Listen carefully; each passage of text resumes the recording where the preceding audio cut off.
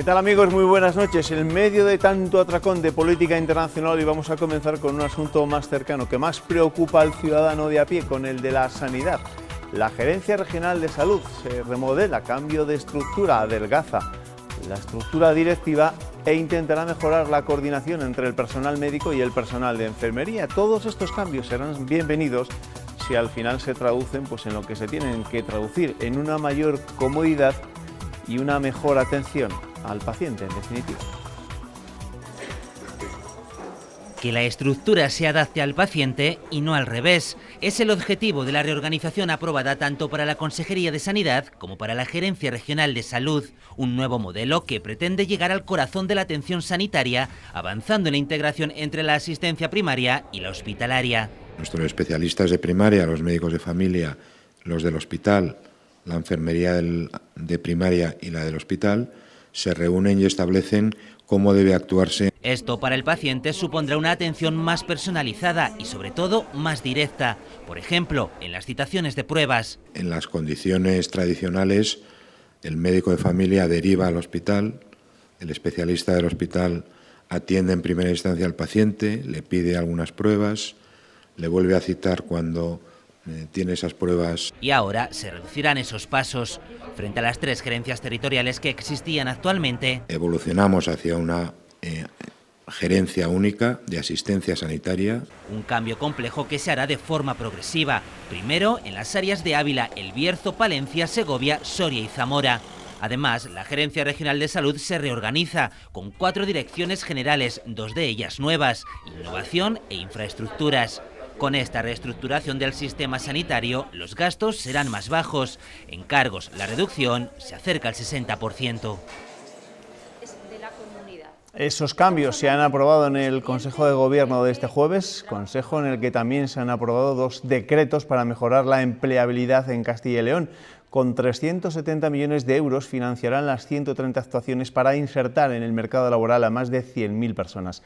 Este plan está destinado para los castellanos y leoneses más vulnerables, los que están en riesgo de exclusión social por distintos motivos. También se aprueba el decreto de modernización del ECIL, que busca prestar un servicio mucho más personal a cada desempleado. Adaptar el funcionamiento de lo que es la atención a las personas que quieren trabajar por cuenta ajena. Personas que a partir de este momento y con este nuevo impulso podrán estar más cerca de la Administración, podremos acercarnos más a sus necesidades. Y de trabajo seguimos hablando, porque el Pleno de las Cortes aprobaba ayer por unanimidad una moción de Izquierda Unida para mejorar las políticas activas de empleo.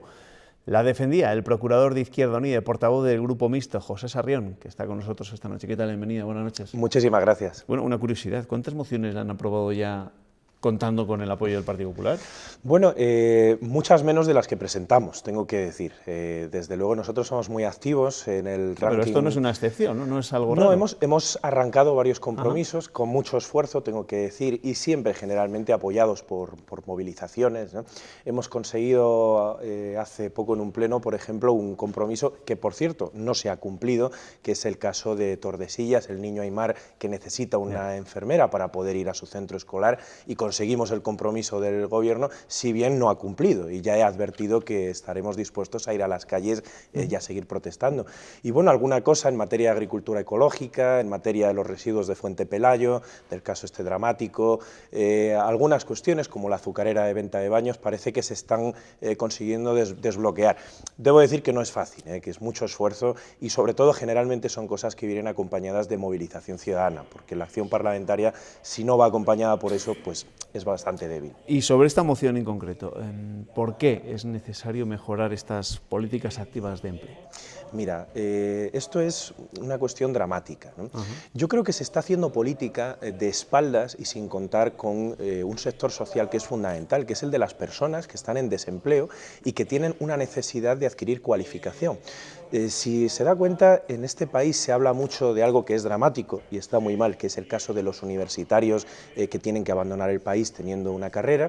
Esto es algo que Izquierda Unida hemos sido, además, de los primeros en denunciarlo y en hacer causa con ello, pero hay un sector muy importante también, que es el de los trabajadores descualificados, las personas sin cualificación que parecen invisibles, parece que no existen en política. Y por eso nosotros hemos querido hacer un análisis, que nos ha llevado mucho tiempo y a muchas personas, acerca de cómo funciona la formación para las personas desempleadas en Castilla y León. Hemos encontrado deficiencias enormemente graves e incluso discriminatorias para la ciudadanía de Castilla y León. Hay casos, por ejemplo, como que no se convoquen en Castilla y León ni pruebas de acreditaciones ni pruebas de competencias clave para acceder a distintos niveles de los cursos que permiten obtener certificados de profesionalidad. Pruebas o acreditaciones son dos elementos diferentes que sí se convocan en otras comunidades autónomas y en algunas de manera muy profusa y que aquí no existen. De manera que nuestros trabajadores y trabajadoras descualificados tienen que irse fuera a realizar estas pruebas de competencias clave o estas acreditaciones si se trata de este otro caso, de manera completamente discriminatoria, teniendo que hacer un desembolso económico y además estando en inferioridad de condiciones, porque las otras comunidades priorizan a sus trabajadores y trabajadoras. ¿Salió la moción como usted pretendía? Hemos tenido que ceder, como casi siempre, porque evidentemente nosotros hemos... Pero en lo esencial, evidentemente... En muchos elementos sí hemos conseguido avances. Como digo, nos ha llevado mucho esfuerzo de análisis y de denuncia y finalmente yo creo que eran cosas tan incontestables que era muy difícil que las tiraran. Por ejemplo, un caso muy claro en el que hemos cedido pero que creemos que es un avance. En Castilla y León había una cola de 5.000 certificados de profesionalidad, un retraso de 2 años de estos certificados que necesita un trabajador o una trabajadora para acceder a un puesto de trabajo. Existe una cola que además sabemos porque hay una orden emitida desde la Consejería para ponerse al día de los certificados de 2014 este año, por lo tanto un retraso de 2 años evidente y reconocido por la Administración a raíz de nuestra denuncia, y hemos conseguido el compromiso de que la Administración se ponga al día durante el próximo año. Nosotros preferíamos que lo hicieran antes, pero bueno, nos han pedido un plazo de 1 año y hemos pensado que podía ser razonable. También, por ejemplo, elementos como el enorme retraso que hay en el pago de los transportes. Pensemos que hablamos de trabajadores en paro, de personas que se encuentran dificultades económicas. ¿Sí? Pues imagínense, efectivamente. Y esto es muy importante sobre todo en el mundo rural, que no olvidemos que es una parte fundamental de nuestra comunidad. Claro, pensemos en aquellas personas que tienen que desplazarse a la ciudad o a grandes urbes para poder realizar sus cursos de profesión y que no se les pagaba hasta 1 año después este transporte. Claro, son personas que muchas veces no pueden adelantarlo. Hemos conocido casos de personas desempleadas que caminaban 10 kilómetros para poder llegar a un centro de formación, hasta que alguien se enteraba y terminaba haciéndoles el favor. Muchas veces trabajadores del ECIL, ¿no?, que con su voluntariedad terminaban supliéndolo. Hemos conseguido que se va a comprometer la Administración en devolver el dinero de este transporte en 3 meses. De 1 año a 3 meses es algo. No es lo que queríamos, porque nosotros lo que queríamos es que no tuvieran que adelantar nada, que se pagara un bono transporte, por cierto, lo que existía antes de los recortes. Por cierto, que usted en la defensa de esta moción lamentaba la expulsión de la comunidad de los jóvenes titulados por falta de oportunidades laborales. Y esa al final es la cuestión mollar, ¿no? Cada vez que hablamos de políticas activas de empleo, ¿cómo conseguir revertir esta situación? Pues efectivamente, nosotros en el caso que nos ocupa hablamos de formación a desempleados y hablamos de formación esencialmente dirigida a personas sin cualificación, que insisto, es un sector invisible en la política y al que tenemos que dirigirnos. Y lo que sucede es que para eso la política de formación primero tiene que estar bien planificada. Y en Castilla y León brilla por su ausencia la planificación. Fíjese que los cursos FOS se aprueba la programación este año a 31 de octubre, cuando el curso académico lleva más de 1 mes funcionando. Si añadimos 20 días hábiles que necesitan los centros para ponerse a funcionar, estamos hablando de que se pierden 2 meses de formación. Hay que pensar también en dar formación más diversificada, porque la gran mayoría de los cursos se concentran en familias profesionales que están bien, pero que no se contempla, por ejemplo, todo lo que está relacionado con la economía digital, todo lo que está relacionado con los nuevos sectores, donde en España hay un nicho de 500.000 empleos para el cual no se está creando formación a desempleados dirigida a este sector. Estamos hablando de que hay que hacer estudios, de que hay que simplificar también las vías de formación, puesto que encontramos una administración profusa en líneas, pero que finalmente lo que crea es una gran burocracia y una gran dificultad. Hemos aprobado que se analice, como pide un informe, por cierto, un informe de eficacia que se analice para que se puedan simplificar las líneas de formación, y también hemos planteado una serie de elementos como que se realice una página web donde se centralice la información de toda la formación a desempleados, cosa que no existe ahora mismo y que nos sorprende muchísimo, o que se dé una facilidad, por ejemplo, para abonar las tasas, que preferiríamos que no existiera ningún pago de tasas, pero por lo menos que se dé una alternativa al pago telemático, porque hay muchas personas que no tienen internet o que no se manejan en las tecnologías y que a día de hoy no tienen alternativa. ¿Y aquí qué papel tiene que desempeñar el ECIL? Se lo digo sobre todo porque llevamos meses o más, quizá años, hablando de la reforma del ECIL, para que no sea exclusivamente un lugar al que te vas a apuntar al paro, pero que no es de verdad una agencia de colocación. ¿Qué papel debe desempeñar en este tipo de políticas los servicios de empleo? Bueno, yo diría dos elementos, ¿no? Uno en el que vamos a profundizar es la propia función, digamos, de orientación para el empleo del ECIL, en el cual nosotros hemos denunciado que se ha producido una externalización y una privatización de los servicios de empleo a través de las reformas laborales que debilitan en parte al ECIL, y otra óptica la podríamos plantear desde el punto de vista que hoy estamos debatiendo, que es el de la formación para el empleo.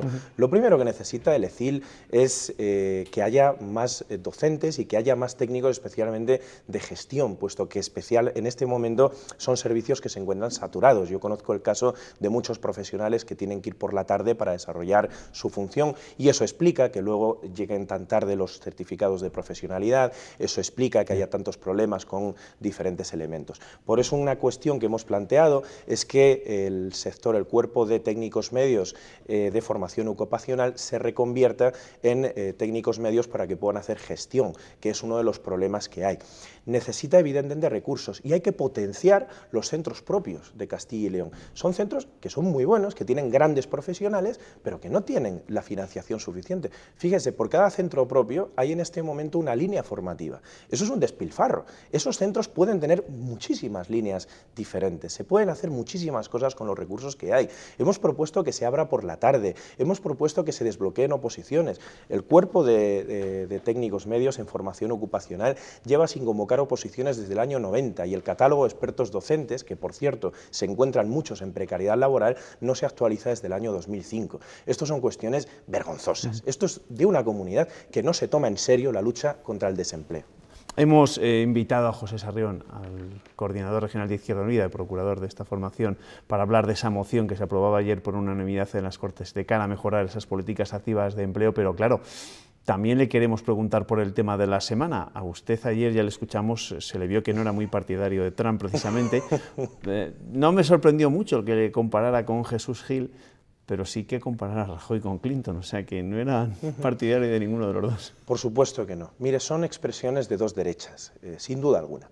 Clinton representa el fracaso, la derrota de un modelo neoliberal que ha generado tal cantidad de dolor y social, ha generado tal cantidad de problemas sociales, que ahora lo que ocurre es que llega una nueva extrema derecha, llega la ultraderecha, mal llamada populista, es extrema derecha con estos términos, que lo que es capaz de aglutinar ese descontento que ha creado el neoliberalismo, un sistema que ha expulsado a miles de personas, a millones de personas, que las ha condenado a la miseria, y lo que ocurre es que la extrema derecha es capaz de capitalizar ese descontento. Yo creo que Trump gana las elecciones cuando Sanders pierde las primarias, cuando la gran alternativa a Trump habría sido un gran candidato que fuera capaz de oponer al discurso demagógico de la extrema derecha un discurso social y un discurso dirigido a las mayorías trabajadoras. Lo que tenemos es el fracaso del neoliberalismo y lo que tenemos es el auge de una extrema derecha que, cuidado, está en Europa. ¿Y por qué para usted esto no es populismo? ¿Qué lo diferencia? Mire, yo pido un poco de rigor en política. Populismo es un movimiento político ruso del siglo XIX y principios del XX, y es Perón en Argentina. Esto no es populismo, esto es extrema derecha. No, se lo decía porque al final es verdad que todos los periodistas hablamos últimamente de eso, y se ha comparado de hecho el populismo que podemos ver en Europa con el populismo que en este caso algunos achacan a lo que es Trump en Estados Unidos. Pero usted no es lo mismo, ¿no? No, en absoluto, es que conceptualmente no lo es. Es decir, es evidente que se crean unos lenguajes en política y que se crean unas formas discursivas, pero lo cierto es que no lo es de ninguna de las maneras. El populismo es una caracterización que no tiene nada que ver con este fenómeno, y yo no tengo nada que ver con el populismo, yo soy marxista, es decir, lo quiero dejar, usted sabe perfectamente que yo no me escondo, y a mí el modelo populista no es en absoluto el mío, pero desde luego populismo, espero, será Ernesto Laclau o serán otras cosas. Lo que es Trump es extrema derecha, xenófoba y racista. Pues alguien le he escuchado llamarle precisamente a Trump también posmarxista, incluso, no sé. En fin, bueno, hay tanto, quizá lo que Trump que se dicen muchas cosas. Podría decirse que es la expresión de un mundo en el que el marxismo ha dejado de pintar tanto. Por eso yo creo que la solución a Trump es la recuperación de una izquierda que cree un discurso a las mayorías trabajadoras. De hecho, lo que venimos hoy a debatir, que es precisamente las políticas dirigidas a esa gran mayoría expulsada por el sistema, a esos grandes desempleados sin cualificación, a esas grandes personas jóvenes o no tan jóvenes que no tienen nada que hacer en este sistema, creo que ahí es donde nos jugamos la batalla, porque los grandes olvidados del neoliberalismo se van a rebelar y lo tendrán que hacer por la izquierda, o desgraciadamente lo que queremos es un colapso político que le dará alas a la extrema derecha, como ya ha ocurrido en el pasado. Gracias, José Sarrión. A ustedes, como siempre. Gracias, buenas noches. Pues de Trump hablaremos, ¿por qué no? Porque dentro de unos minutos veremos su primera reunión con Barack Obama para comenzar todo ese proceso del traspaso de poderes. Será a la vuelta de la publicidad. Hasta ahora.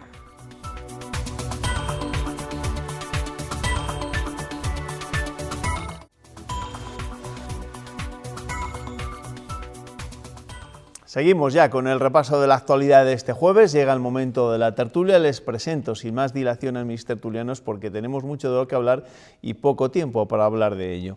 Joaquín Sánchez Torne, ¿qué tal? Bienvenido, muy buenas noches. Buenas noches. Nacho Foces, ¿qué tal? Bienvenido, buenas noches. Pues buenas noches y muy contento además de verte con esa corbata blaugrana. Que no es blaugrana, que es negro. Con tanto gusto has elegido. Es negro, creo que es negro, se lo preguntaré a la estilista de todas formas. Ernesto, ¿qué tal? Buenas noches. Bien. Buenas noches, bienvenido. Cuéntame con qué vas a empezar esta noche el repaso de la prensa. Pues mira, empezamos con la despedida de la era Obama, que destaca el norte de Castilla en su primera. Trump despide la era Obama. También señala que numerosas manifestaciones en Estados Unidos evidencian la preocupación de los norteamericanos por el futuro del país. Diario de León destaca en su primera que el catastro plantea cobrar el impuesto de bienes inmuebles a la colegiata de San Isidoro por el hotel que viene funcionando desde 2010 como casa de espiritualidad y que recientemente ha ampliado hasta 50 habitaciones. Diario de Burgos titula: Ciudadanos se abre a una moción de censura al alcalde Lacalle que lideren PSOE e Imagina. Por primera vez la Dirección Regional de Ciudadanos da luz verde a esa moción y los dos grupos de izquierda ya saben que les toca mover ficha. Los tres ediles de la formación naranja servirían para imponer una nueva mayoría sin el PP, pero no entrarían en el gobierno municipal. Diario ABC, Sanidad reordena su estructura, reduciendo los cargos directivos a la mitad para que el paciente sea el eje. Diario La Razón, Herrera llevará una luz de peticiones a Rajoy en su próxima reunión, aún sin fecha. Diario de Ávila, las negociaciones con los bomberos se rompen y se abren 5 expedientes en el Ayuntamiento de Ávila. Diario Palentino festeja sus 135 años y entrega los retablillos. Diario La Razón apuesta por la restauración y gestión del arte como activo social y de empleo en la feria ARPA, Arte y Patrimonio. Y por último, Diario de Soria destaca en su primera los premios nacionales de alimentación concedidos al restaurante Baluarte y a la empresa Huertos de Soria del pueblo de Fuentepinilla. Gracias, Ernesto. Bueno, vamos a hablar de lo que habla todo el mundo en los últimos días. La larguísima campaña electoral en Estados Unidos ha sido brutal, se han dicho de todos los candidatos, pero desde el día siguiente de las elecciones, ganadores y perdedores recuperan el sentido de Estado. Lo hemos visto hoy en el encuentro entre Barack Obama y Donald Trump en la Casa Blanca. El presidente en funciones y el presidente electo han mostrado sus lados más amables antes de poner en marcha el traspaso de poderes. Han aparcado sus diferencias que parecían irreconciliables para iniciar la transición pacífica en la Casa Blanca con una reunión de hora y media en el despacho Oval. Ahora vamos a hacer todo lo que esté en nuestras manos para que tengas éxito, porque si tienes éxito, entonces el país tiene éxito. Me encantaría poder contar en el futuro con el presidente, incluido para su consejo. Ha sido una primera toma de contacto cordial, en la que Obama incluso le ha aconsejado bromeando a Trump que cuando todos los periodistas preguntan a la vez es mejor no contestar. El presidente electo ha afirmado que quiere hablar con el equipo actual de la Casa Blanca para preparar su llegada a la presidencia, un cargo que asumirá el 20 de enero. Hasta entonces crece la inquietud internacional por conocer qué políticas piensa aplicar. Nos gustaría saber cómo proseguirá con la política comercial. Nos gustaría saber cuáles son sus intenciones respecto a la OTAN. Y debemos saber qué políticas climáticas piensa seguir. Esto debe aclararse en los próximos meses. La Unión Europea no es la única preocupada por los planes de Trump. El presidente de México, Enrique Peña Nieto, le ha pedido una reunión antes de que sea investido presidente de Estados Unidos para revisar la relación entre ambos países. Bueno, y ahora mis tertulianos de esta noche me dirán que ellos ya lo veían venir, ¿o no? Pues por supuesto que no. Yo no sé, Nacho, pero por supuesto que no. Yo creo que no hay nadie en este país, desde luego, que haya hecho ningún análisis diciendo que iba a ganar Donald Trump, ¿no? Pero bueno, oye, la realidad es que ha ganado y la realidad es que yo creo que en España los políticos tendrían muy poco que aprender del proceso electoral en el que se dicen barbaridades enormes, y mucho que aprender de lo que ocurre después. Es decir, yo veo la imagen en la que los dos, el presidente y el expresidente, se dan la mano y charlan amigablemente, y recuerdo la reunión de Pedro Sánchez con Mariano Rajoy en la que ni siquiera son capaces de dar la mano, pues y da cierta envidia, ¿no? De todo lo anterior quizá no, pero de esto yo creo que es envidiable, ¿no? Incluso el discurso de ayer de Obama, claro, donde dijo que dejamos de ser republicanos y demócratas, todos somos estadounidenses. Bueno, el de Obama y el de Hillary Clinton, ¿no? El de Hillary hizo lo mismo. O sea, aunque salió tarde, me imagino que digerir una derrota de esas características cuesta unas horas y mucho bicarbonato. Sí, al menos salió diciendo ahora todos somos estadounidenses. ¿Que aquí no lo hacemos? Pues ni lo hacemos ni lo haremos nunca. La clase política que tenemos llega donde llega, aprender de estas cosas. Hombre, bien es cierto hoy que Obama sí ha estado, por lo que hemos visto, ha estado frío con este otro hombre, y su portavoz nada más es de la Casa Blanca, Trump, ha dicho que el presidente Obama sigue considerando que Trump no da la talla para ser presidente de los Estados Unidos. Hombre, se hablaba de algunos gestos que no se han llevado a cabo, alguna foto a la entrada de la Casa Blanca, directamente hemos ido al despacho Oval. Sí. Tiene que haber gestos de todo tipo, pero se lo pone muy fácil la propia ley electoral americana, en la que 2 mandatos y al segundo mandato te vas, ¿no? Yo me imagino que, claro, uno se va de la presidencia de Estados Unidos sin haber perdido, en este caso, ¿no? Y hombre, si te vas sin haber perdido, te vas con bastante más alegría que cuando te vas habiendo perdido, que es lo que ocurre en España, ¿no? Y normalmente los presidentes, cuando dejan de serlo, es porque han sufrido una derrota electoral, ¿no? Oye, ¿qué esperáis del mandato de Donald Trump? ¿Será diferente al candidato o no? O después de estos días de calma recuperará el espíritu preelectoral. Permíteme que explique las risas, pero es que claro, yo no sé todavía lo que puedo esperar del mandato de Rajoy como para pensar lo que puedo esperar del mandato de Obama. Hombre, hemos leído en todos los sitios que este hombre está poco menos que como Totó. Es decir, que este con el maletín nuclear pues tiene más peligro que un mono con 2 pistolas en un estanco, ¿no? Hemos oído barbaridades de él, las cosas que ha dicho. Bueno, en los debates, sí, son muy ejemplarizantes los norteamericanos en todo esto de la democracia, pero este hombre en los debates ha dicho a su contrincante barbaridades como la de si llega presidente voy a hacer que la detengan porque es usted una tal y una cual. Entonces, de ese tipo de cosas que vamos a esperar, hombre, primero que el peso de la púrpura le calme un poco todas esas veleidades y, bueno, pues la cabeza se le asiente un poco para dirigir todo lo que va a dirigir. Y, hombre, esperemos que no haga cosas como la de levantar un muro con México, expulsar a todos los inmigrantes, como ha dicho que iba a hacer. Bueno, cosas que puede ser que muchos le hayan votado por lo que ha dicho que va a hacer, pero confiemos al final que en estos años no lo haga, porque desde luego entonces va a ser esto bastante catastrófico. Hombre, hay una gran diferencia entre lo que se quiere hacer y lo que se puede hacer.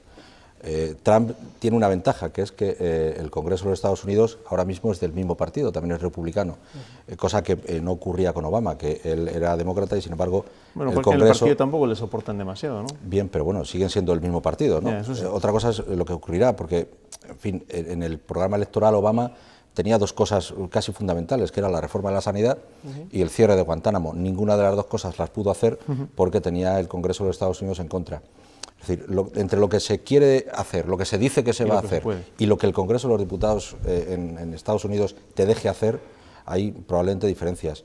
Hay muchos diputados en el Congreso, o congresistas, que lo llaman ellos, pues que no están en fin, muy en la línea de todas las cosas que ha dicho Trump. Es muy probable que allí el voto en conciencia se estira bastante más que aquí, ¿no?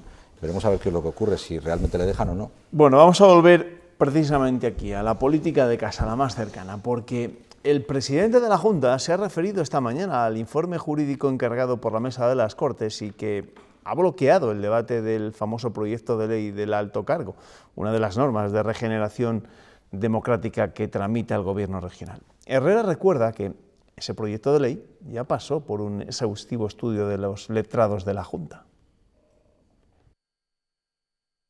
La Junta de Castilla y León tiene una asesoría jurídica con unos profesionales magníficos que informan todos nuestros proyectos, desde luego todos nuestros proyectos normativos, los decretos, los reglamentos, pero especialmente los proyectos de ley. Ese proyecto llegó bien informado y además, a mayor abundamiento, por tratarse de esta materia, vino con el dictamen positivo del Consejo Consultivo.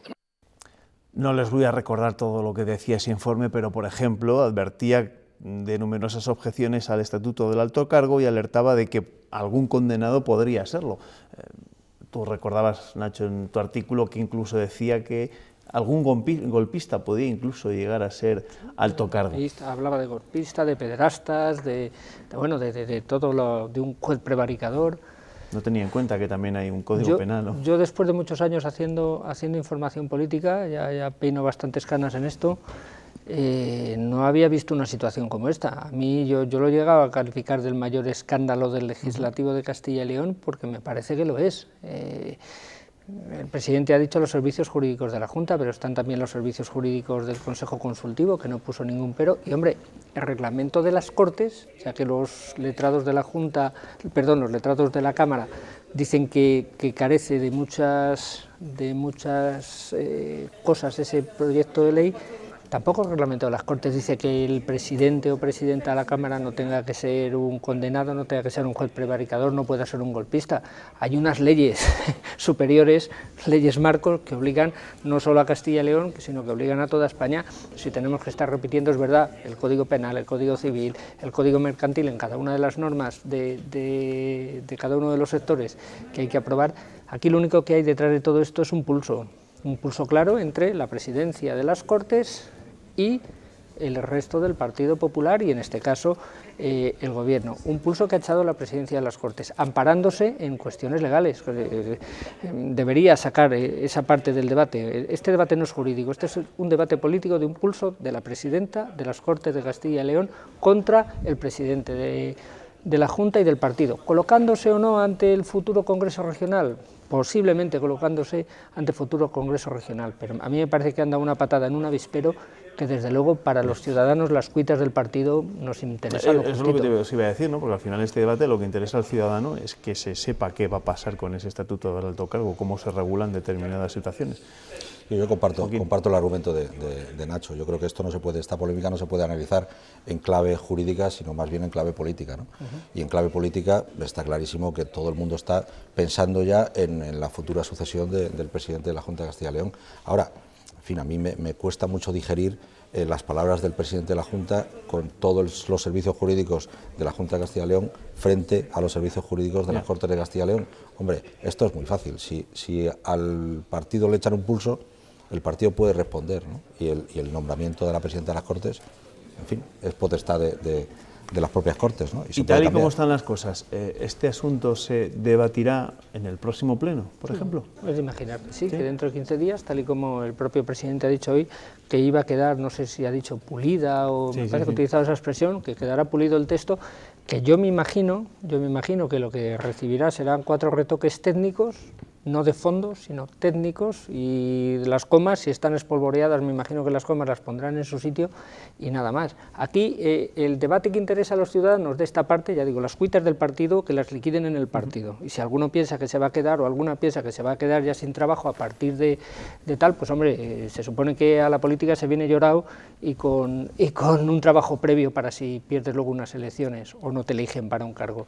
Aquí lo que nos tiene que interesar como ciudadanos es si va a haber limitación de mandatos. Acabas tú de hablar de la presidencia de los Estados Unidos, 8 años. Aquí se quieren poner 8 años. Se quiere poner un código ético y un código de austeridad. Y el único aquí, después de todo, cuando se apruebe esta ley, la única institución que va a quedar sin un código ético, es decir, de un buen uso del dinero público, y sin un código de austeridad, van a ser las Cortes de Castilla y León. O sea que, por tanto, a lo mejor en el legislativo lo que tenían que hacer es hacérselo mirar, cómo van a quedar ellos. De todas formas, yo me pregunto si es necesario de verdad que una institución pública necesite un código ético. Pues si tiene la ley, si lo que tenía que hacer era sencillamente cumplir la ley. Porque la ética, bueno, pues la ética la lleva uno dentro. Ahora, si tú cumples la ley, ¿qué problema tienes? ¿Qué es lo que se subyace de todo esto? Pues la corrupción por todos lados, el freno a todo ese tipo de desmanes que se han producido y toda esta historia, ¿no? Ahora, para eso está la ley. Si se cumple la ley, hombre, los códigos éticos están muy bien, son en 15 maravillosos, días, pero no sirven para nada. Y también el proyecto de ley me parece que establece la obligatoriedad de los debates electorales, ¿no? Por ejemplo, que eso sí que tiene interés. Bien, sí. Por la parte que nos toca tiene interés, bueno, por la parte que nos toca, por la parte que les toca al final a todos los ciudadanos, evidentemente. Veremos en cómo evoluciona este asunto y si al final, evidentemente, ese debate, tal y como ha anunciado también el presidente de la Junta en el próximo pleno de las Cortes Regionales. Hablamos ahora del líder de la oposición, porque el secretario general del PSOE en Castilla y León, Luis Tudanca, ha asegurado en los micrófonos de Es Radio que ningún secretario provincial le ha reclamado que se convoquen los órganos del partido. Dice el líder de los socialistas de la comunidad que el mayor problema es la fractura entre los responsables y las bases del PSOE. Dentro del partido hay una fractura muy importante entre una parte de la dirigencia y una inmensa mayoría de la militancia. Muy importante. Y un partido no puede sobrevivir a esa fractura. Lo hemos visto. Ha habido dirigentes, ¿no? Y no hablo solo de Castilla y León, que han manifestado una posición en los órganos de dirección del partido absolutamente no diferente, contraria a la que decidían sus militantes en sus asambleas. Y Zamora es una de las provincias donde más se ha puesto en evidencia esa fractura interna entre la militancia y los responsables del partido. Luis Tudanca hoy se ha reunido con la agrupación local del PSOE en Zamora, enfrentada con su secretario provincial, con Antonio Plaza, que no se ha presentado a esta reunión. El secretario general del PSOE ha dicho que es el momento de la unidad y de sumar.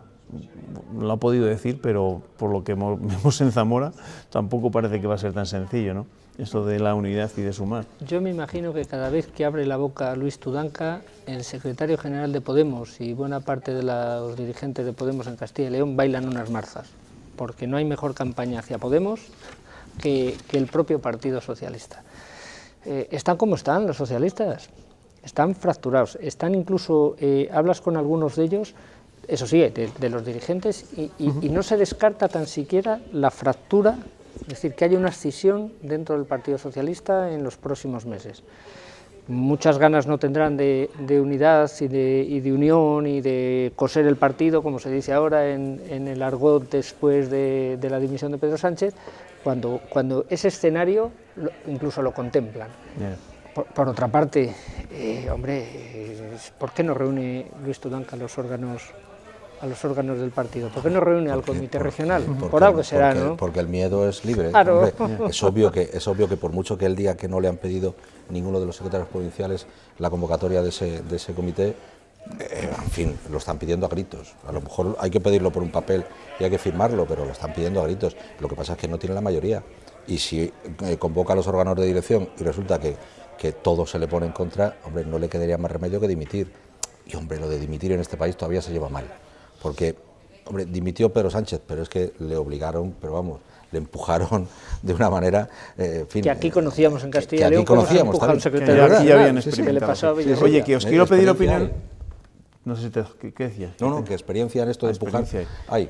que quería dejar un momento la política, porque estamos a punto de terminar la tertulia, para preguntaros por un asunto que ha llamado mucho la atención, un asunto del que no solo se ha hablado aquí en Castilla y León, porque ha sorprendido la decisión de Cáritas Salamanca, que ha rehusado a un donativo procedente de una campaña de la Asociación Juventud Taurina, porque dicen que no se quieren significar con este tipo de colectivos para no herir sensibilidades.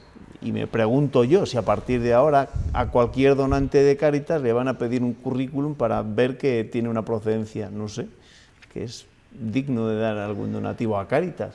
Tú mismo, me ha sorprendido mucho esto. Tú mismo te acabas de contestar a lo que estás planteando. Mal tabaco tiene esto que ha hecho Cáritas Salamanca. Mal tabaco porque ¿cómo va luego a aceptar otra serie de donativos si no sabe qué va a pedir los estatutos de otros colectivos para ver si cumplen con determinada normativa?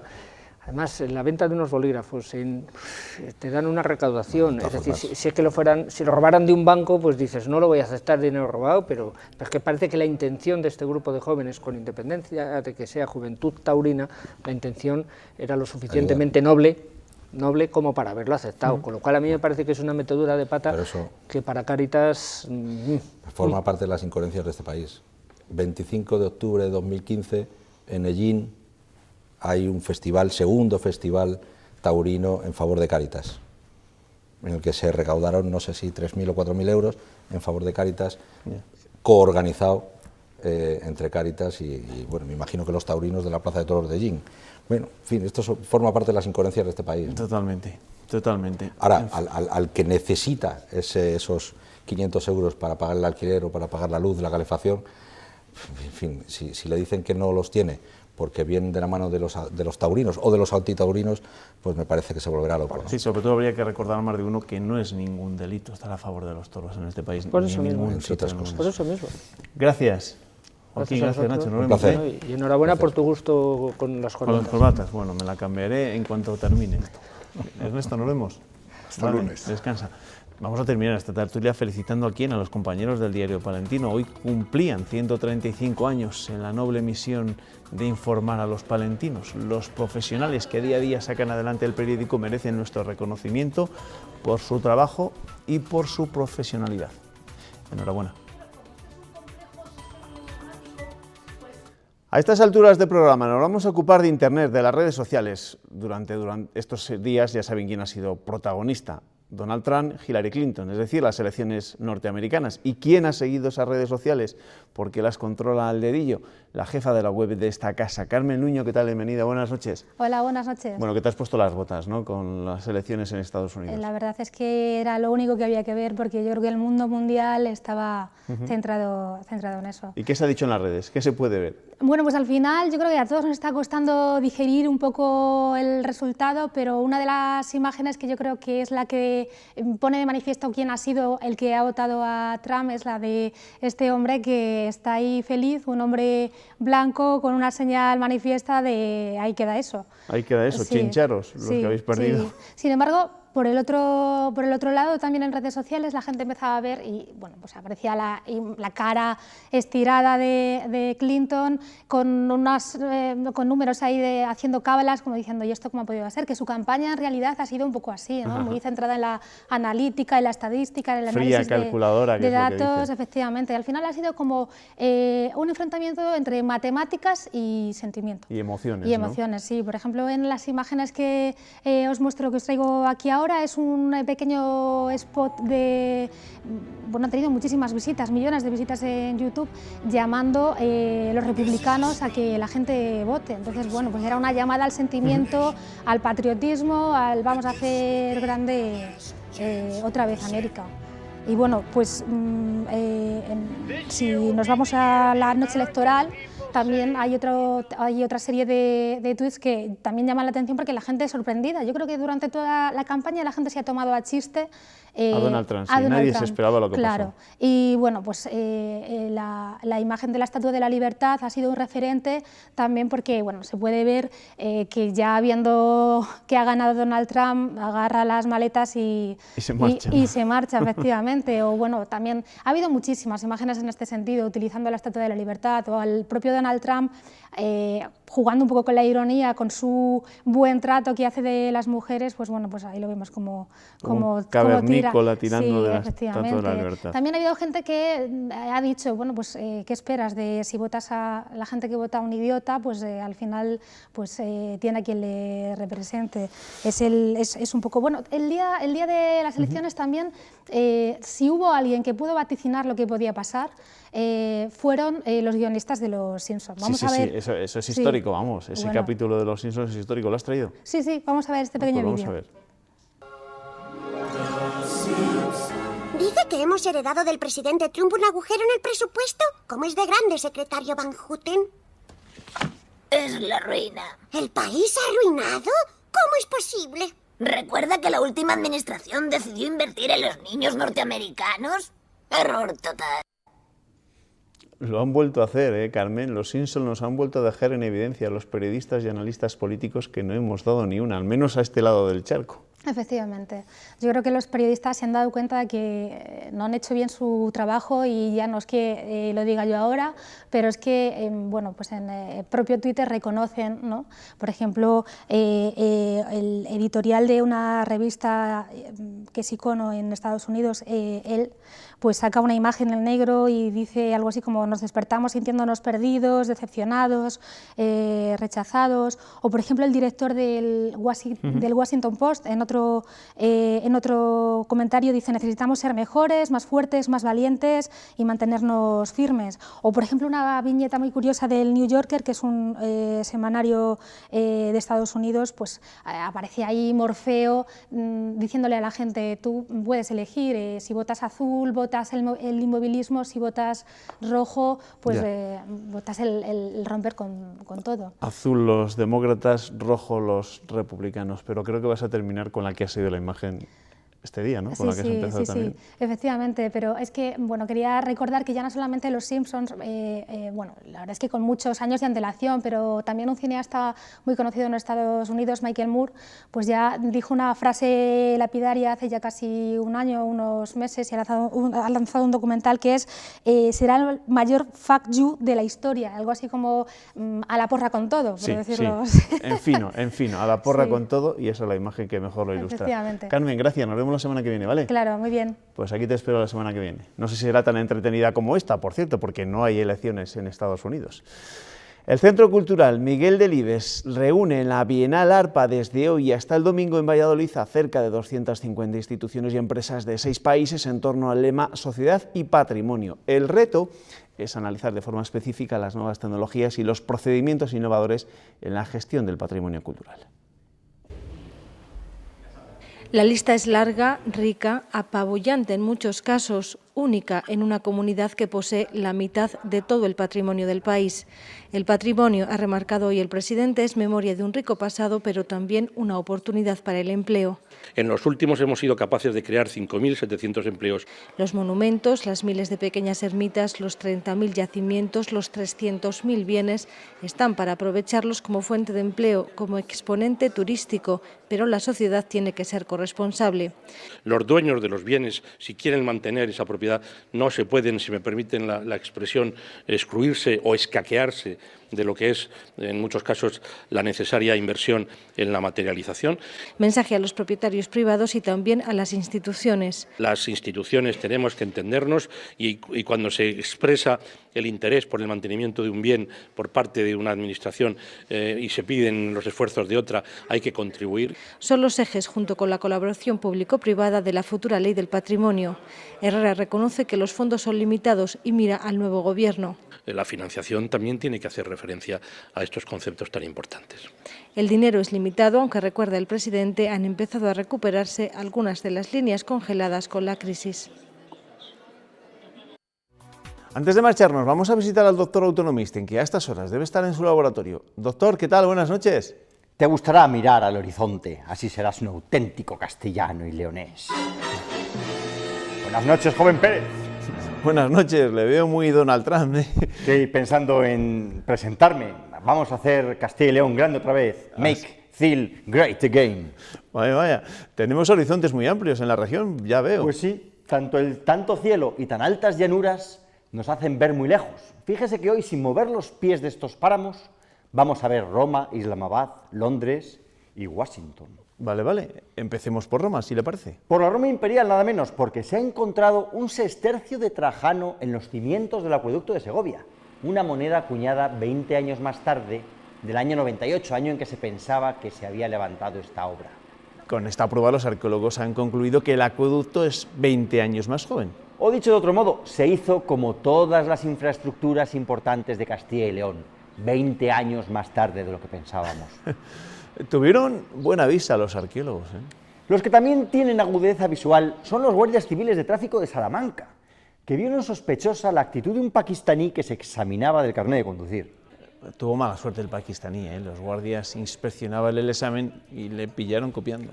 Y eso que tenía una estrategia muy elaborada. Fotografiaba las preguntas del examen con un móvil oculto en el pecho y se las transmitía a un cómplice, que le dictaba las respuestas correctas a través de un auricular que ocultaba en el oído. Tan oculto que la Guardia Civil le tuvo que llevar al hospital para que se lo extrajese. Si esto le pasa en Islamabad, los guardias le sacan el auricular a bofetadas. De Roma a Islamabad. ¿Nos tiene que llevar usted ahora a Londres? Los que no copian en los exámenes son los alumnos de secundaria del Colegio Divina Pastora de León, que felicitaron a la reina de Inglaterra su 90 cumpleaños por carta, invitándola de paso a ver una exposición que hacían en clase sobre Cervantes y Shakespeare. Lo entrañable es que el Palacio de Buckingham les ha contestado de parte de la reina. Una señora educada y amable, doña Isabel II. Y si los niños leoneses están pendientes de lo que pasa en Londres, los niños de las Cortes de Castilla y León están pendientes de lo que pasa en Washington. Es verdad. Esta semana los políticos de Castilla y León han opinado sobre la victoria de Donald Trump en las elecciones de Estados Unidos, ¿eh? No sé yo si a orillas del Potomac están muy pendientes de lo que se opina a orillas del Pisuerga, pero tanto Herrera como Tudanca o Sarrión han dado su opinión sobre este asunto. Trump y Rajoy tocan la misma canción, Trump con guitarra eléctrica y Rajoy con guitarra acústica, pero al final son los mismos acordes. Anoche se enfrentaban dos derechas, la derecha más neoliberal y la extrema derecha.